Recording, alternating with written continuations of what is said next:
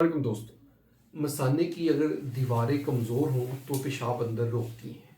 उसमें होता ये है कि आगे पेशाब रुकावट कोई नहीं है, कोई प्रोस्टेट नहीं है, कोई स्टिक्चर नहीं कि नाली तंग है उसकी वजह से पेशाब रुक रहा है, इस तरह का कोई मसला नहीं है।